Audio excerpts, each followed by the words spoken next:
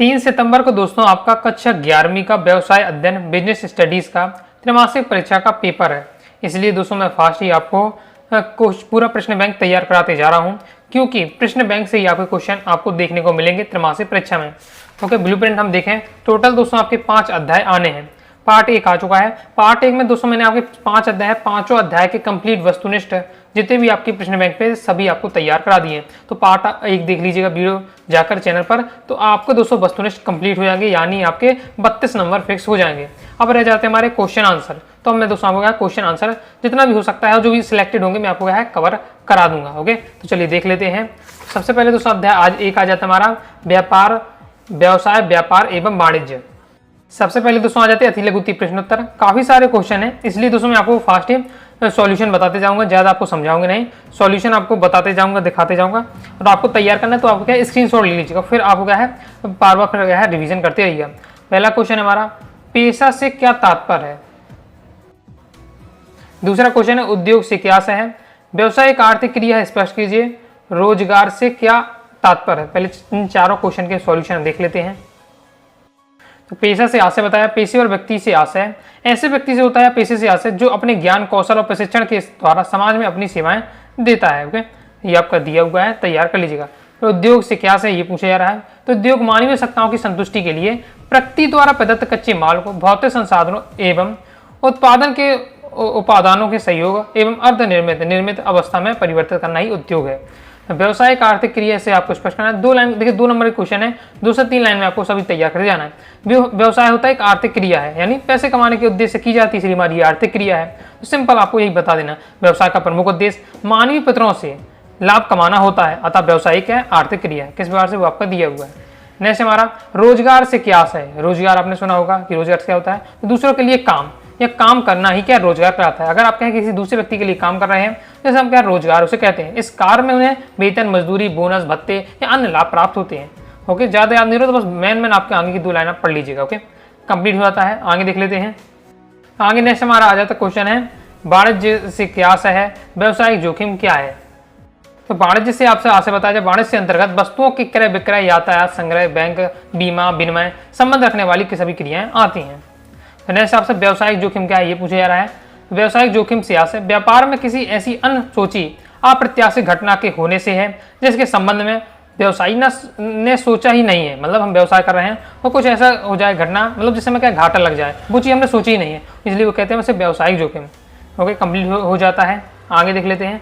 तो यहाँ से दोस्तों आपको इतने ही क्वेश्चन आपको पढ़ के रखने हैं। देखिए मैं आपको क्या सभी क्वेश्चन नहीं कराऊंगा, क्योंकि यहाँ बहुत सारे क्वेश्चन आपके रहने वाले हैं। ओके, सॉल्यूशन देखिए मैं प्रयास करता तो मैं सभी आपको बता सकता है। ओके, लेकिन अगर आपको मैं क्वेश्चन तो बता दूंगा, लेकिन बहुत कम समय आपके, मान लीजिए आपके पास 4-5 घंटा पढ़ने के लिए। ओके, और आपको सभी अध्याय को तैयार करने हैं, तो मैं कहूंगा कि आप क्या है हर सेक्शन से, जैसे 10-10 क्वेश्चन दिए हैं, वहां से 5-6 क्वेश्चन पढ़ लीजिए। और वैसे पूरे तो पेपर में आना नहीं है, अब 10 क्वेश्चन में से टीचर को केवल आपको यहाँ से 2 क्वेश्चन निकालेंगे, तो आपने अगर 5-6 पढ़ लिए तो 100% आपका उसी में से आपका आएगा और तो आपसे बन जाएगा। ओके, इसलिए 10 क्वेश्चन है तो आप कम से कम 5-6 वहां से क्वेश्चन पढ़ के रखिए। अब जैसे यहाँ 7 क्वेश्चन है तो यहाँ से 3-4 आप पढ़ के रखिए। 2-3 जो बहुत ज्यादा डिफिकल्ट हो रहे हैं, जो आपको याद नहीं हो रहे, उसे आप अभी स्किप कर सकते हैं।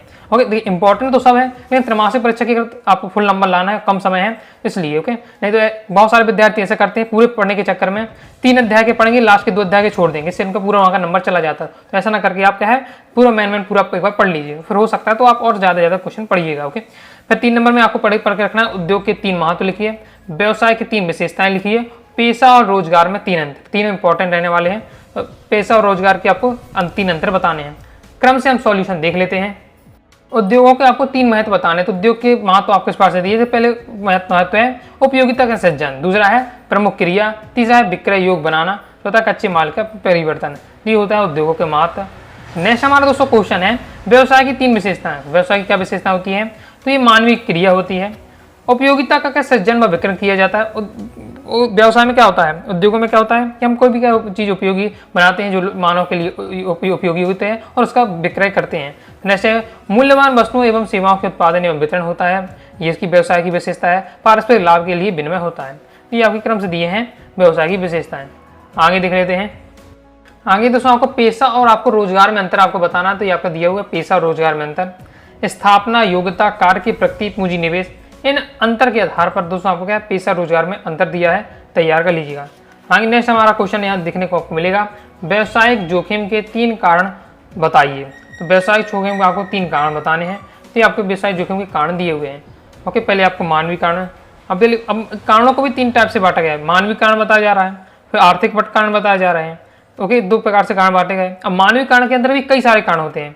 ओके, तो उन्हें विस्तार से बताया जाए कि अब मानवीय कारण में कई सारे कारण, जैसे कर्मचारियों की बेईमानी कर देगा, ग्राहकों की बेईमानी की, हड़ताल या तालाबंदी हो जाए। फिर हमारे आ जाते हैं प्राकृतिक कारण, वही हमारे हो गए मानवीय कारण। फिर प्राकृतिक कारण में अगर मौसमी कारण होते हैं, ओके, आकस्मिक कारण आ जाते हैं, भूगर्भ होने वाले परिवर्तन, तो ये आपके होते हैं प्राकृतिक कारण। आर्थिक कारण में फैशन में परिवर्तन हो जाए या कीमत में परिवर्तन हो जाए, प्रतियोगिता पर प्रभाव पड़े, तो ये आपके आ जाते हैं आपके आर्थिक कारणों के। तो आपके जो व्यवसायिक जोखिम के 3 कारण कौन से, मानवीय कारण और आपके प्राकृतिक कारण, आर्थिक कारण, और उनके अंतर्गत की और कारण बताए गए, कुछ पॉइंट दिए गए हैं, तो वो भी आपको पढ़ लेना है। आगे देख लेते हैं। आगे नेक्स्ट हमारा क्वेश्चन है, व्यवसाय में लाभ के 3 महत्व लिखिए। मध्यस्थों का उदय किस प्रकार के हुआ, स्पष्ट कीजिए। व्यवसाय के 3 आपके लाभ बताने हैं आपको। तो व्यवसाय में लाभ के महत्व बताना है, लाभ होता है उसका क्या महत्व होता है। तो ऐसा पॉइंट वाइज पॉइंट, पहले आपको पॉइंट मेन आपको याद होना चाहिए। कोई भी क्वेश्चन का सॉल्यूशन याद करें तो पॉइंट तो मेन आपको पहले याद होना चाहिए। तो देखिए, अगर पॉइंट याद होगा तो उसके बारे में आप डिटेल से आसानी से आप लिख पाएंगे।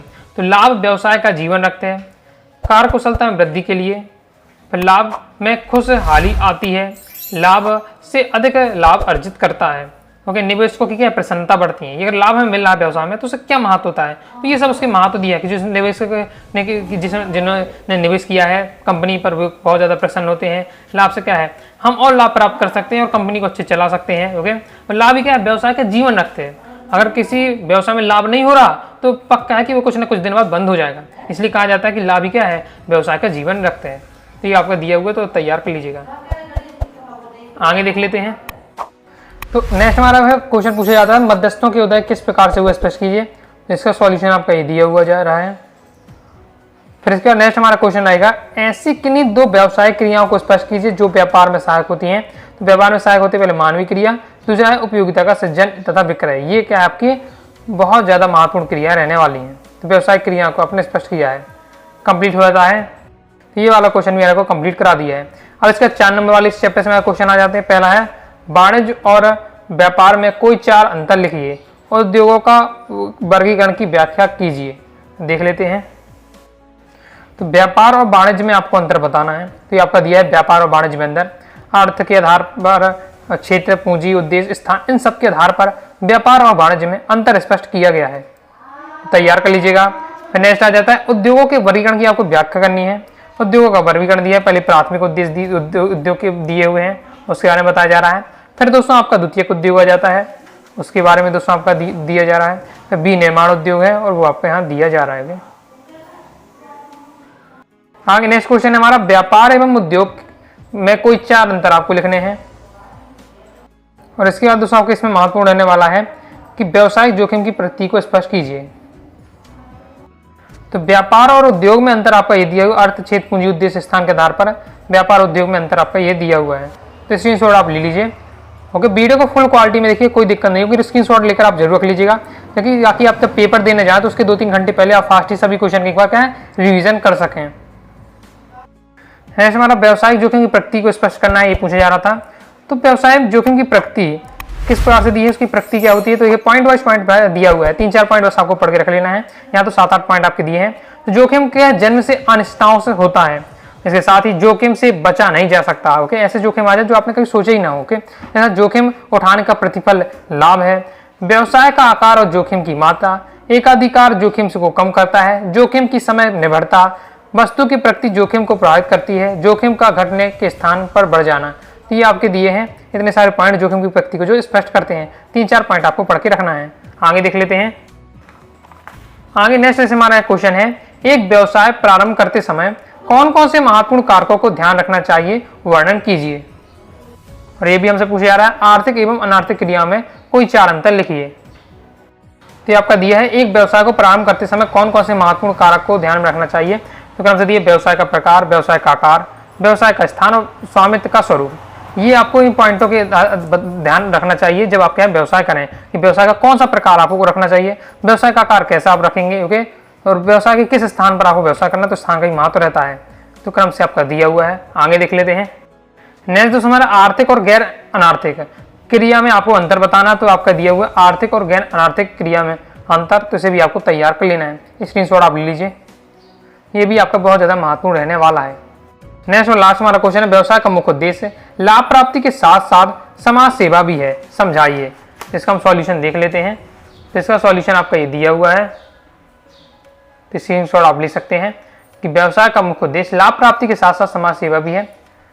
तो आपका पूरा दिया हुआ सॉल्यूशन एक बार फास्ट स्क्रीनशॉट लीजिए और एक बार पढ़ बस लेना है, सिंपल आपका रहना है, तो वाला है तो तैयार हो जाएगा। इस प्रकार से दोस्तों मैं अध्याय 1 के आपको क्वेश्चन बता दिए हैं। अब दोस्तों हम देखने वाले हैं अध्याय 2। अध्याय 2 आ जाता हमारा व्यावसायिक संगठन के स्वरूप।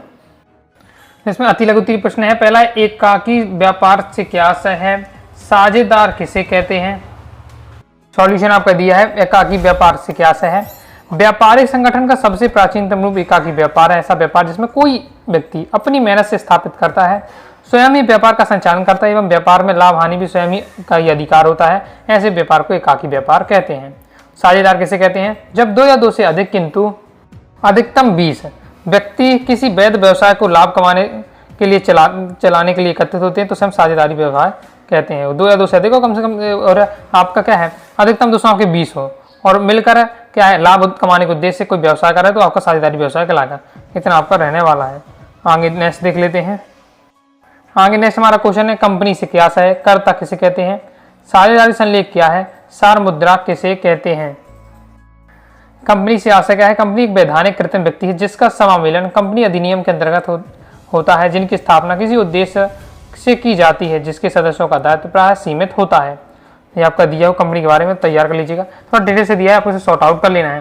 फिर कर्ता किसे कहते हैं ये पूछा जा रहा है, तो संयुक्त हिंदू पारिवारिक व्यवसाय में प्रबंध तथा संचालन परिवार के मुखिया या वरिष्ठ पुरुष व्यक्ति सदस्य द्वारा किया जाता है, जिसे हम कर्ता कहते हैं।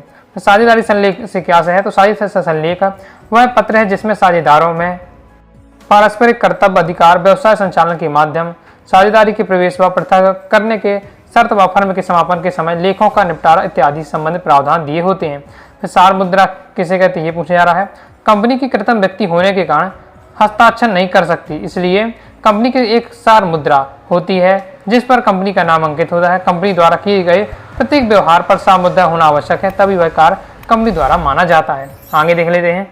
2 नंबर में आपको ये जो क्वेश्चन कम से बताएं तैयार करके रखना है, बाकी दोस्तों आप तैयार करना चाहें तो इसे भी दोस्तों आप क्या है तैयार कर सकते हैं। आगे देख लेते हैं। आगे नेक्स्ट आपको तैयार करके रखना है, एकांकी व्यापार की कोई तीन सीमाएं लिखिए। आपको एकांकी व्यापार की कोई 3 सीमाएं बतानी है। पहले आपको एकांकी व्यापार की हम सीमाएं देख लेते हैं। तो एकांकी व्यापार की सीमाएं होती कि सीमित पूंजी। सीमित पूंजी क्यों, एकांकी व्यापार मतलब एक व्यक्ति व्यापार करता है। जब एक व्यक्ति व्यापार कर रहा है तो उसके पास कितनी पूंजी होगी, ज्यादा नहीं हो पाएगी, क्योंकि साझेदारी व्यापार करना आसान होता है कि जैसे 10 लाख रुपए लगने हैं किसी व्यवसाय में, तो 5 लोगों ने मिलकर किया, 2-2 लाख रुपए तो दिए तो दे सकते हैं। अब ओके, अब एकांकी व्यापार करना है, एक ही व्यक्ति के पास 10 लाख होना मुश्किल पड़ जाता है, तो उसकी बात, इसलिए इसे सीमित पूंजी होती है। तो जब सीमित प्रबंध योग्यता क्योंकि एक ही व्यक्ति को सब कुछ देखना पड़ता है ज्यादा, ओके, इसलिए, और एक व्यक्ति रहेगा तो अच्छे से निर्णय नहीं ले पाता। जैसे 4 लोग 5 लोग रहे टीम करके काम रहे तो सबके विचार होंगे, तो बहुत हाई चांस है कि सही निर्णय लिया जाए। अब एक ही व्यक्ति निर्णय लेंगे तो हो सकता है गलत निर्णय भी ले लिया जाए। अस्थायी अस्तित्व होता है, असीमित दायित्व होते हैं। असीमित दायित्व मतलब बहुत सारे दायित्व रहते हैं एक व्यक्ति के ऊपर, ओके, उतावले निर्णय लिए जा सकते हैं। तो ये आपकी एकांकी व्यापार की सीमाएं। आगे नेक्स्ट हमारा क्वेश्चन है, क्या क्वेश्चन है कि साझेदारी व्यापार के कोई 3 लाभ लिखिए। तो साझेदारी व्यापार के 3 लाभ देख लेते हैं। तो साझेदारी व्यापार के आपको लाभ दिए, जैसे पहला दोस्तों आपका लाभ रहने वाला है तरल स्थापना। यह तरल स्थापना ये आपका दिया हुआ है। दूसरा दोस्तों आपका दिया है पर्याप्त पूंजी। तीसरा है जोखिम का बंटवारा। चौथा है गोपनीयता। 5वां कारक का विभाजन। तो ये आपका दिया हुआ है। ये आपके दिए हुए साझेदारी व्यापार के 3 लाभ तैयार कर लीजिएगा। आगे नेक्स्ट दोस्तों हमारा है कंपनी के 3 लाभ लिखिए।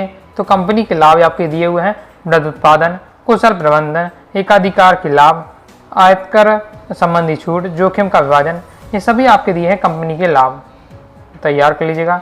इसके आगे आपका और भी दिए जन विश्वास, बचत का प्रोत्साहन, ऋण की प्राप्ति, बस रहेगा, कई सारे दिए लेकिन आपको 3-4 पॉइंट यहाँ को याद करके रखना है।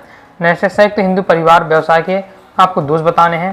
तो ये आपके दिए हुए हैं दोष, संयुक्त हिंदू परिवार के व्यवसाय के आपको ये दोष दिए हुए हैं, ओके। कई सारे यहाँ आपको दोष दिए जैसे असीमित दायित्व, सीमित साधन, सीमित प्रबंध योग्यता, गोपनीयता, ओके, सद्भावना में कमी। लाभ को क्या है, 4 पॉइंट पढ़ के आपको यहाँ तैयार करके रखना है। आगे देख लेते हैं। तो आगे दोस्तों लघु उत्तरी में बात करें तो बस आपके 7 क्वेश्चन है, 7 में से ये जो 4 बताएं बस इतना पढ़ लीजिएगा, इन्हीं में से आपका रहेगा। ओके, तो बाकी आप स्किप कर सकते हो, पढ़ना है तो अपने हिसाब से आप पढ़ सकते हैं। आगे देख लेते हैं 4 नंबर वाले प्रश्न। तो इसमें पहला क्वेश्चन हमारा, निजी कंपनी एवं सार्वजनिक कंपनी में कोई 4 अंतर लिखिए। तो निजी कंपनी और सार्वजनिक कंपनी में आपके अंतर दिए हुए हैं, तो इन्हें आपको तैयार करना है। सदस्यता की संख्या, नाम, जनता का आमंत्रण, अंशों का आवंटन, संचालकों की वैधानिक सभा, इनके आधार पर आपका निजी कंपनी और सार्वजनिक कंपनी में अंतर आपका दोस्तों दिया हुआ है, तो तैयार कर लीजिएगा। आगे देख लेते हैं। नेक्स्ट हमारा क्वेश्चन है, साझेदारी संलेख की मुख्य बातें लिखिए। ये आपके दिए है साझेदारी संलेख की मुख्य बातें। पहला, फर्म का नाम एवं पता, साझेदारों के, यहाँ से आपका दिया हुआ, फिर इसके आगे आपका ये दिया हुआ है, साझेदारों के नाम तथा पते, साझेदार की अवधि, ये सभी आपके साझेदारी संलेख की बातें हैं। व्यवसाय का क्षेत्र, लाभ विभाजन का अनुपात, साझेदार के आहरण, साझेदार द्वारा फर्म का ऋण, साझेदारों को वेतन एवं कमीशन, ये सभी आपकी बातें दी हुई हैं, साझेदारी संलेख की मुख्य बातें। आगे नेक्स्ट हमारा क्वेश्चन है, संयुक्त हिंदू परिवार व्यवसाय की आपको विशेषताएं बतानी है। ये आपकी दी है संयुक्त हिंदू परिवार की विशेषताएं। पहला है आपका पारिवारिक व्यवसाय, दूसरा आपका रहता है व्यवसाय का संचालन, व्यवसाय का पंजीकरण, फिर आपका दिया है सदस्यता के बारे में दिया है, स्थायित्व दिया है, दायित्व दिया है। ये सभी आपकी संयुक्त हिंदू परिवार की आपकी विशेषताएं बताई जा रही हैं, तो इन्हें आपको तैयार कर लेना है। आगे देख लेते हैं। आगे नेक्स्ट आपका क्वेश्चन रहेगा, सहकारी समिति के लाभ बताना है। सहकारी समिति के लाभ दिया है, पहला सरल स्थापना, सीमित दायित्व, फिर पारस्परिक लाभ संघ, स्थायी अस्तित्व, हानि की संभावना नहीं है, कर लाभ, ये आपके सहकारी समिति के लाभ दिए हुए हैं। ओके, तो 4-4 वहाँ तो कई सारे आपको पॉइंट देखने को मिल जाएंगे, लेकिन आपको दोस्तों 4-4 पॉइंट आपको पढ़ लेना है जो आपके मेन रहने वाले हैं। तो मैंने आपको ये बता दी, संयुक्त हिंदू परिवार व्यवसाय की विशेषता बता दी है, सहकारी समिति के लाभ बता दिए हैं। नेक्स्ट है साझेदारी व्यापार और कंपनी के कोई 4 अंतर लिखिए। तो दोस्तों आपका ये दिया हुआ कंपनी और साझेदारी व्यापार में अंतर, तो इसे दोस्तों आपको तैयार कर लेना है। व्यक्ति, पृथक अस्तित्व, सदस्य संख्या, अधिनियम, इन सब पॉइंटों के आधार पर कंपनी और साझेदार व्यापार में आपकी लाभ दिया है, तैयार कर लीजिएगा। आगे देख लेते हैं। इस प्रकार दोस्तों मैंने आपको सभी क्वेश्चन बता दिए होंगे, ये है तो आप अपने साथ देख लीजिए, किसको इसकी स्किप कर सकते हो। तो ये हमारा अध्याय 2 के सभी क्वेश्चन मैंने आपको बता दिए जो आपके सिलेक्टेड रहने वाले हैं। अब दोस्तों हम देख लेते हैं अध्याय 3। अध्याय 3 है निजी, सार्वजनिक एवं भूमंडलीय उपक्रम। तो इसमें दोस्तों हमारे लघु उत्तरीय प्रश्न दिए हैं, ये आपके दिए हुए हैं। देख लीजिए, जो आपका सिलेक्टेड होगा मैं आपको पहले बताते जाऊंगा। आपका भूमंडलीय उद्यम किसे कहते हैं, निजी क्षेत्र के व्यावसायिक संगठन के 2 उदाहरण दीजिए। तो भूमंडलीय उद्यम क्या है, वे संगठन जिनकी औद्योगिक एवं वितरण इकाइयां अनेक देशों में फैली होती भूमंडलीय उद्यम कहलाते हैं। कंप्लीट है। निजी क्षेत्र के व्यवसायिक संगठन के 2 आपको उदाहरण बताने हैं। उदाहरण दिए हैं, एकल स्वामित्व, साझेदारी, संयुक्त पूंजी कंपनी, सहकारी समिति, यह सब आपके उदाहरण हो जाते हैं। आगे देखते हैं। आगे नेक्स्ट हमारा क्वेश्चन है, सार्वजनिक क्षेत्र का अर्थ लिखिए, निजी क्षेत्र का अर्थ लिखिए। तो ये आपको बताया जाए निजी क्षेत्र से आशय या सार्वजनिक क्षेत्र का अर्थ क्रम से आपका दिया है, तो दोनों आपको तैयार करना है। बिल्कुल सिंपल लैंग्वेज दिया है, 2 लाइन में दिया है, तैयार कर लीजिएगा। इसके साथ ही विभागीय संगठन से क्या आशय है, ओके, सरकारी कंपनी से क्या आशय है, तो ये भी इंपॉर्टेंट रहने वाला है, इन्हें भी आपको पढ़ लेना है। ये आपका दिए विभागीय संगठन से आशय और सरकारी कंपनी से आशय। तभी दोस्तों मैं आपको सरकारी कंपनी से आशय बता दिया, विभागीय उपक्रम वही आपका कहलाएगा विभागीय संगठन, तो ये भी कंप्लीट हो जाता है। फिर नहीं दोस्तों आपको तैयार करना है, वैधानिक निगम के गठन किस प्रकार से होता है, वैधानिक निगम की कोई 2 सीमाएं लिखिए। दिया हुआ वैधानिक निगम का गठन किस प्रकार से होता है, वैधानिक निगम की 2 सीमाएं। तो कागज पर स्वतः पहल का अभाव, ये आपकी वैधानिक निगम की 2 सीमाएं दी हुई हैं। और वैधानिक निगम का गठन किस प्रकार से होता है वो आपका दिया हुआ है। तो ये हमारा क्या कंप्लीट हो जाता है। आगे देख लेते हैं। तो 2 नंबर में दोस्तों आपको ये क्वेश्चन जो मैंने बताया तैयार करके रखिएगा। ओके, इसके बाद आता है 4 नंबर वाले, इसमें देख लेते हैं कौन सा पढ़ के रखना है। इसमें पहला आपका इंपॉर्टेंट वाला है, निजी क्षेत्र एवं सार्वजनिक क्षेत्र में 4 अंतर लिखिए।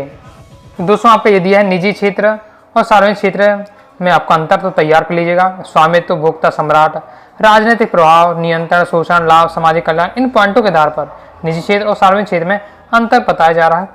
ओके, वैसे भी आप 4 पॉइंट पढ़ लेते हैं, आपका काम हो जाएगा। आगे दोस्तों आपका सेकंड नंबर का इंपॉर्टेंट रहेगा, निजी क्षेत्र के महत्व के 4 बिंदु लिखिए। इसका सॉल्यूशन आपका ये दिया हुआ है। निजी क्षेत्र के महत्व निम्नलिखित आर्थिक विकास में योगदान, उपभोक्ता वस्तुएं, विविध वस्तुएं, विस्तृत क्षेत्र, लाभ, विदेशी विनिमय, इन पॉइंटों के आधार पर निजी क्षेत्र का महत्व आपको बताया जा रहा है, तो इसे आपको तैयार कर लेना है। इसके बाद दोस्तों आपको तैयार क्या करना है, भूमंडलीय उपक्रमों के संदर्भ में निम्न पॉइंटों को आपको दर्शाना है, इनके बारे में आपको स्पष्ट करना है। इसे देख लेते हैं। तो इसका तो सॉल्यूशन आपका ये दिया हुआ है। ये आपका पहला है पूछा विशाल पूंजी के संसाधन के संदर्भ में, फिर आपका विदेशी सहयोग के संदर्भ में दिया हुआ है, उन्नत तकनीक के संदर्भ में दिया हुआ है,